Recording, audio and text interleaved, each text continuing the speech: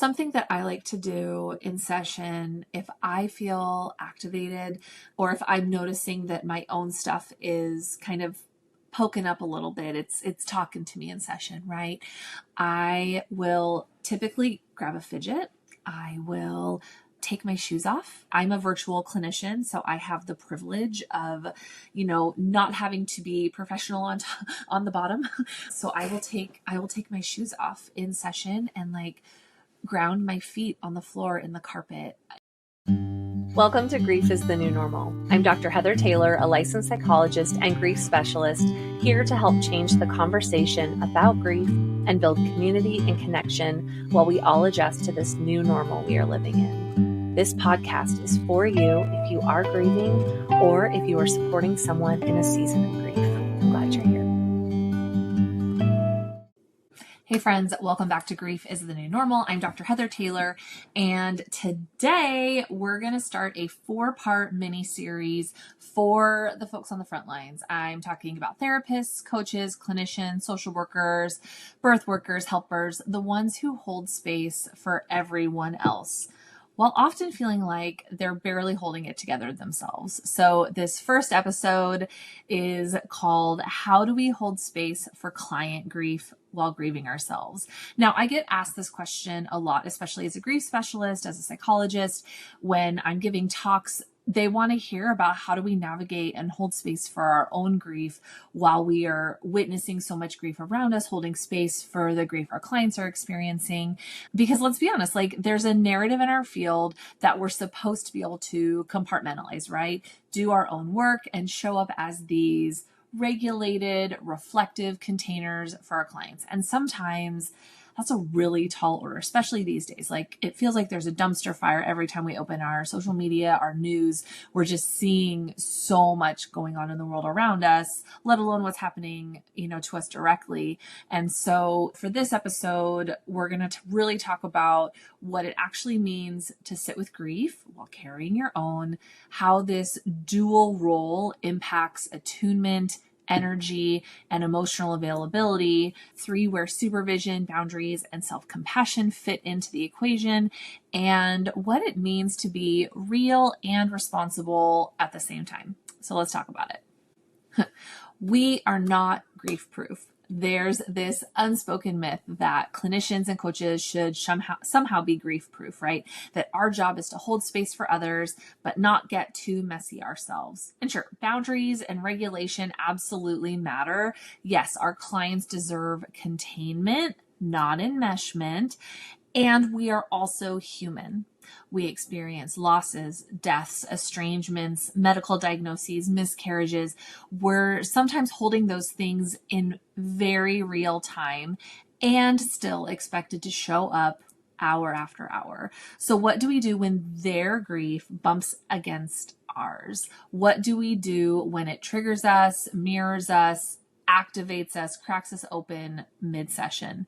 We don't ghost our caseload, we don't trauma dump, and we also don't shove it down and white knuckle our way through the work. There's a middle, and I think that's where that balance exists, that integrity exists, that humanness exists.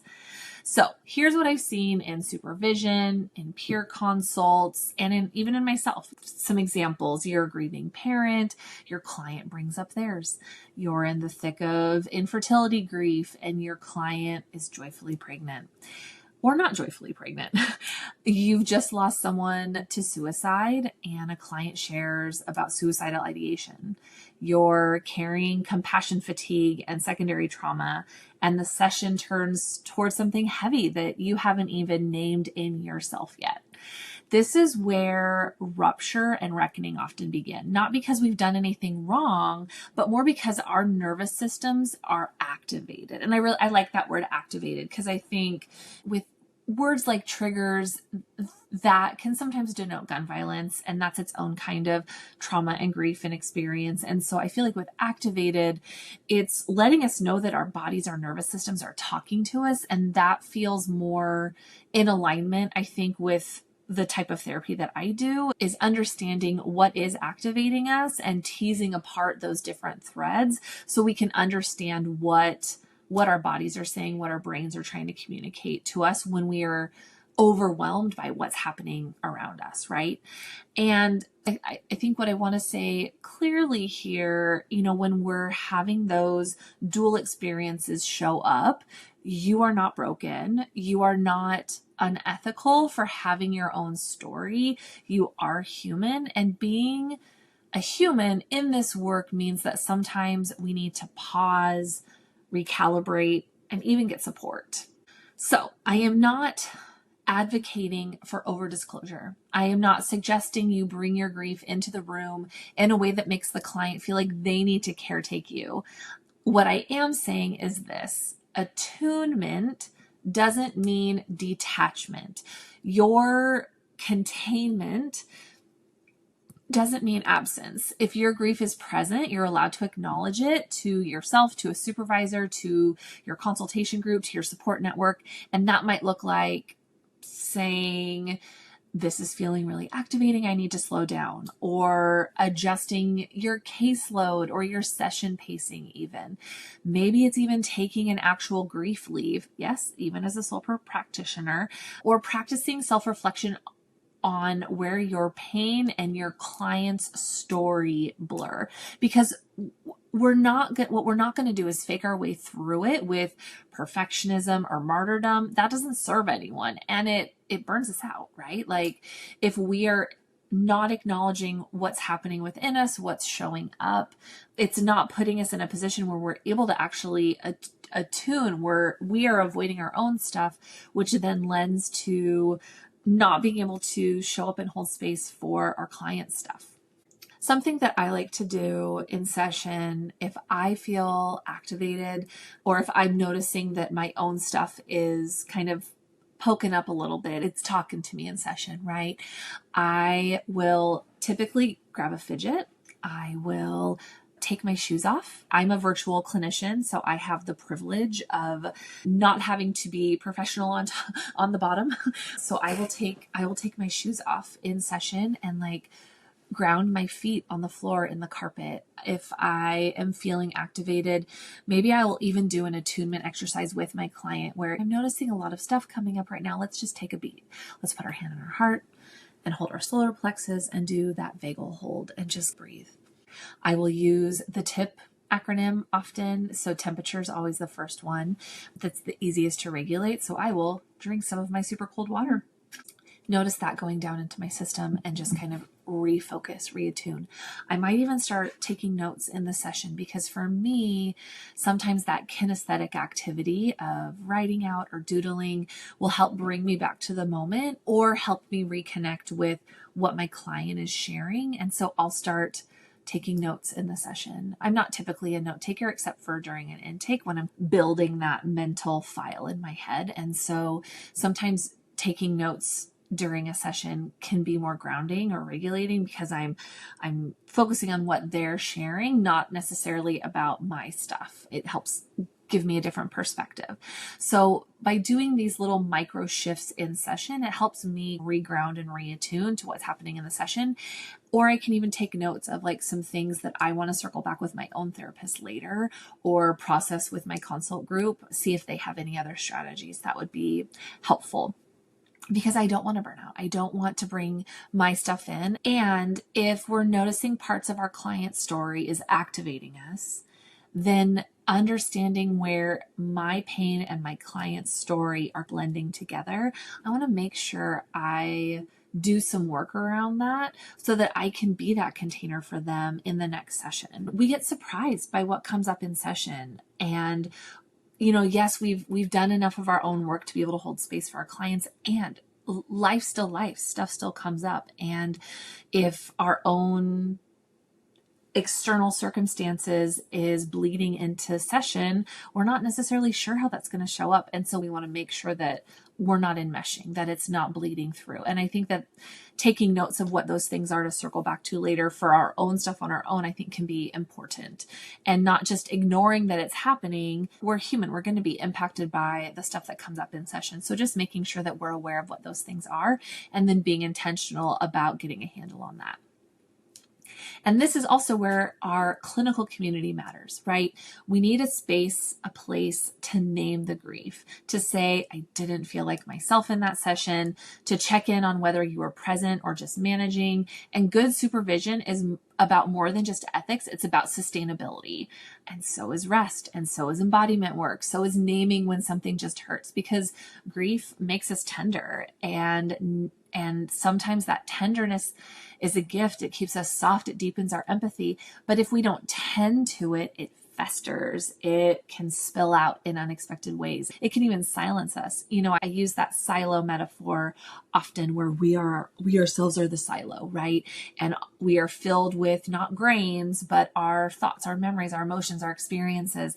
And there's input coming into it constantly. And if we're not finding ways to siphon out what's coming in, then we spill out the top in unexpected or unpredictable ways. And that means that could come out in a therapy session. So we don't want the stuff that's coming up to blow out the top, right? Like that makes the session about us, not our clients. And that means we're not being an ethical or effective clinician. So I think being intentional, that noticing the stuff that's coming up, getting the support that we need around us, acknowledging that grief that we're experiencing, it does deepen our empathy, and we get to take care of it. I will ask myself, or even encourage my supervisees, like, what does that suffering part of me need right? I think that's such an important question. Nextly, how do we stay real and responsible, right? Like, we do not have to be fully healed to be a safe space. I don't think anyone is 100% fully healed. And we do need to be self-aware and supported and humble. And that means checking in regularly. Like the question, what's mine? What's theirs? I love that in the trauma stewardship book, we talk about that. What's mine? What's my stuff? What's activated for me? What's theirs and their stuff? And what do I need to help them hold space for? Asking, what am I carrying into this room? Because we have these different stressors that are impacting us daily. So what am I bringing in? What are my preconceived notions, my biases, my privileges, my traumas? What am I carrying into this room? And how do I make sure that that stuff is supported so I can hold space for my clients? What am I avoiding because it's too close to home? Often I'll hear this from clients. I was working with a therapist and I had some grief stuff come up, and they seem to avoid talking about it. And I get it. Talking about grief can be uncomfortable. It can be overwhelming, especially if we don't have a handle on our own stuff. So what are we avoiding as clinicians because it's too close to home, because we haven't done enough of our own work around it? And just have awareness of it. Get some support around it. What do I need to do so I don't collapse under the weight of everyone else's grief and my own? And like, this shit is hard, especially with the world that we're living in right now. The weight feels tremendous everywhere. There are very few safe landings. And so how are we metabolizing out all that we're holding so we can make room for the new stuff coming in? And that's that siphoning off what's in our silos. So if you are a grief therapist or a coach, or even a trauma therapist, like, you may feel this more often than most. That doesn't mean you're not cut out for this. It just means you're living what you teach, right? And we're trying to find that balance to hold space for all the pain that we're sitting in for ourselves and for our clients. Closing thoughts for part 1. You can hold space and hold grief, but you can't do it alone. We are meant to be in community. We are meant to have safe spaces to process through all that we're holding. We can't do this alone. You are allowed to be a professional and a person. And that doesn't mean you're bleeding all over into the session. It means that we are authentic in how we show up, and we can name parts of that in the therapy space, in this grief supportive space. And I think that's important to speak that language. And number 3, your grief deserves support, even if no one else knows you're carrying it.